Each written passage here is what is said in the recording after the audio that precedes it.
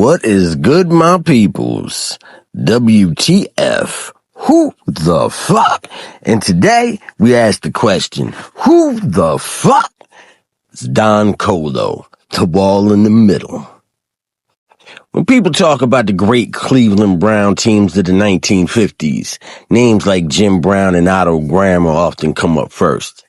But every dynasty needs a foundation.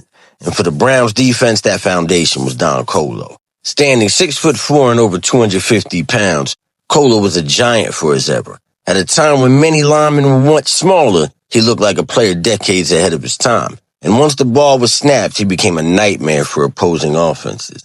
Don Colo entered professional football in 1950 and joined the Cleveland Browns in 1953, quickly becoming one of the NFL's premier defensive tackles. His strength, leverage, and relentless motor made him nearly impossible to move off the line of scrimmage. Quarterbacks feared him, running backs dreaded him, and offensive linemen had to account for him on every play. His excellence didn't go unnoticed. Colo was selected to 3 consecutive Pro Bowls from 1954 to 1956, earned first-team All-Pro honors 3 times, and was named to the NFL 1950s All-Decade team, placing him among the greatest players of an entire generation. But statistics only tell part of the story. Defensive tackles in the 1950s didn't pile up sacks on stat sheets because sacks weren't even officially recorded yet. Players like Don Colo did the dirty work. They clogged the running lanes, collapsed the pockets, and made life easier for everyone around them.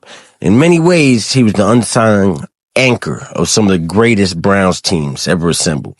Colo possessed rare size, tremendous power, and outstanding technique. He could occupy multiple blockers while still disrupting plays, making him the type of player every championship defensive needs.